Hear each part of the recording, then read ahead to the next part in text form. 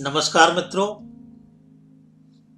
आज हम बात करेंगे प्रॉपर्टी के बारे में।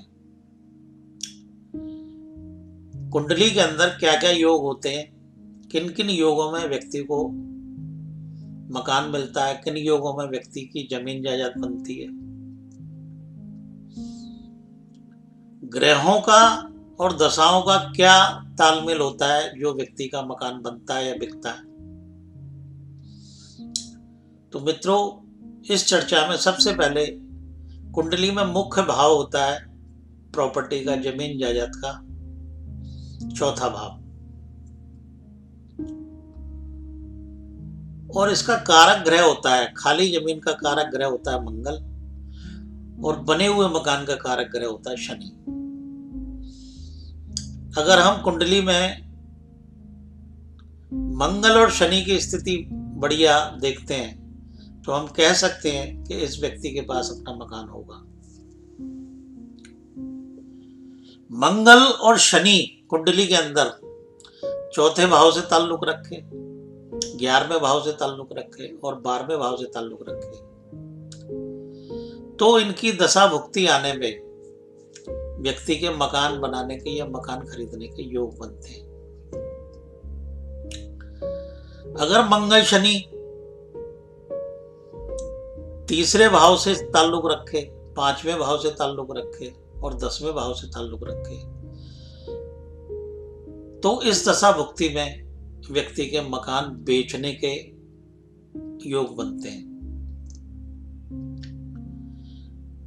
तो मित्रों, ध्यान देने वाली बात है कि सबसे पहले किसी भी व्यक्ति को प्रॉपर्टी लेने के लिए उसका चौथा भाव मजबूत होना चाहिए,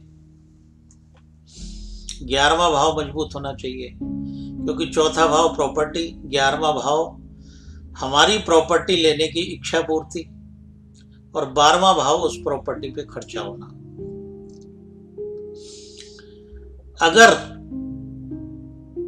4, 11, 12 भाव कुंडली के अंदर मंगल के द्वारा एक्टिवेट होते हैं तो व्यक्ति खाली प्लॉट खरीदेगा, शनि के साथ एक्टिवेट होते हैं तो व्यक्ति बना बनाया मकान खरीदेगा। अब यहां ये मोटे तौर पे हमने एक बात कही, अब हमें यह भी देखना पड़ेगा कि कुंडली के अंदर यदि चौथा भाव कमजोर है, अपने भाव से 6, 8, 12 भाव में बैठा है, या चौथा भाव शत्रु ग्रहों से पीड़ित है, तो मंगल शनि यदि 4, 11, 12 भाव एक्टिवेट करेंगे तो व्यक्ति का मकान बड़े विलंब से बनेगा, बड़ी परेशानियों से बनेगा। तो हमें तीसरा पॉइंट ये भी देखना चाहिए कि क्या कुंडली में चतुर्थ या चौथे भाव का जो स्वामी ग्रह है उसकी स्थिति मजबूत है या नहीं है। अगर उसकी स्थिति मजबूत होगी, वो भी 4, 11, 12 को सपोर्ट करेगा और मंगल शनि भी 4, 11, 12 को सपोर्ट करेंगे, तो व्यक्ति का आसानी से मकान लिया जाएगा। अब ये तो हो गई एक बात। अब कुंडली के अंदर चौथा भाव मुख्य भाव है, तो इससे प्रॉपर्टी बनने के योग बनते हैं 4, 11, 12 से, और 3, 5, 10 भाव से प्रॉपर्टी बिकने के योग बनते हैं। क्यों? तीसरा भाव चौथे से 12वां भाव, 5वां भाव दशम से अष्टम भाव,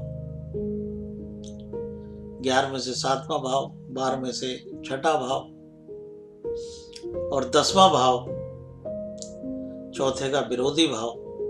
तो इसलिए 3, 5, 10 की महादशाओं में व्यक्ति मकान बेचता है। जिन ग्रहों का ताल्लुक तीसरे भाव से, 5वें भाव से और 10वें भाव से होगा, उन ग्रहों की दशा भुक्ति अवधि में व्यक्ति प्रॉपर्टी को बेचता है, और 4, 11, 12 भाव की दशा भुक्ति अवधि में प्रॉपर्टी को बंदा खरीदता है। दोनों स्थितियों में मंगल और शनि कारक ग्रह हैं। अब मान लो कुंडली के अंदर यदि सूर बैठा है चौथे भाव में, और ये सारे सूर की स्थिति भी बढ़िया है। सूर भी 4, 11, 12 को एक्टिवेट करता है, बतलाता है। तो ऐसे व्यक्ति के पास जो मकान होगा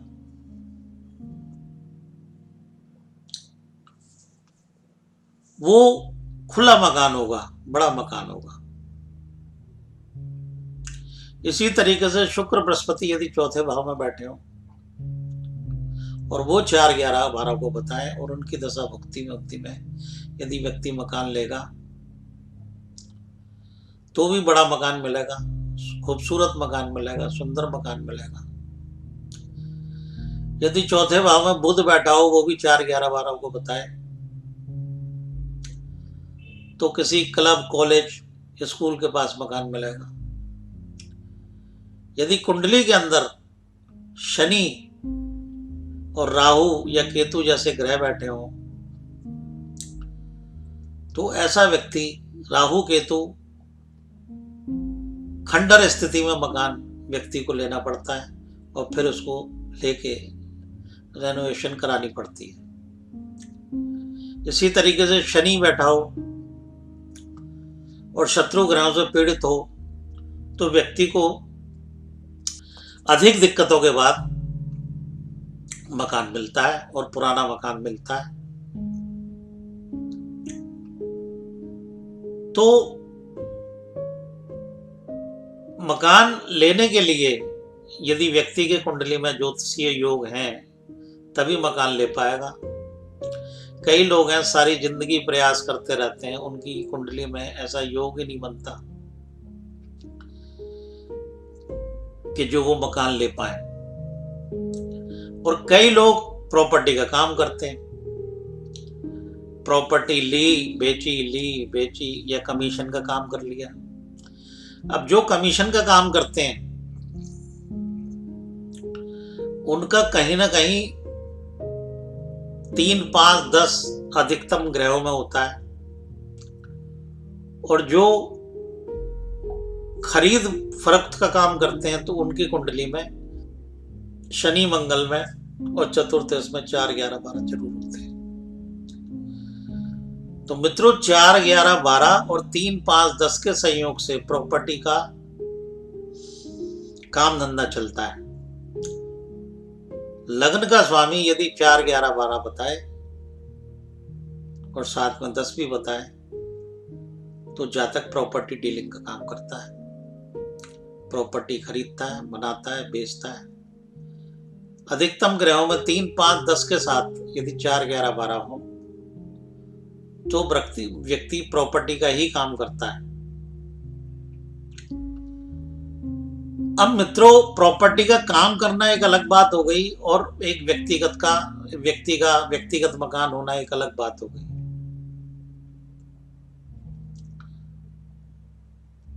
मान लो कुंडली के अंदर शनि मंगल में 4, 11, 12 को सपोर्ट नहीं करते, 4, 11, 12 भाव को सपोर्ट नहीं करते, तो उन ग्रहों को देखो जो मंगल के नक्षत्र में बैठे हो।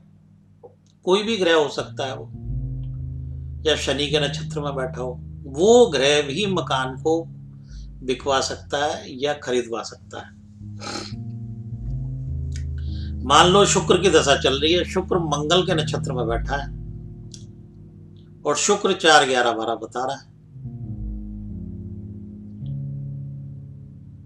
तो उस स्थिति में व्यक्ति खाली प्लॉट खरीद सकता है और बड़ा प्लॉट खरीद सकता है, फार्म हाउस का प्लॉट खरीद सकता है। इसी तरीके से यदि शुक्र शनि के नक्षत्र में बैठा है और शुक्र 4, 11, 12 को बताता है और इसका नक्षत्र स्वामी शनि भी 4, 11, 12 को सपोर्ट करता है, तो भी मित्रों व्यक्ति शुक्र की दशा में मकान लेगा और अच्छा मकान लेगा। अब मित्रों कई लोगों के मकान नहीं बन पाते सारी जिंदगी, तो मित्रों मैं उनको एक उपाय बताना चाहता हूं कुंडली के अंदर यदि योग बनते हो, चाहे कमजोर योग ही बनते हो, ऐसी स्थिति में व्यक्ति उपाय करे। एक पीतल का कलश ले, उसमें चने की दाल भरे,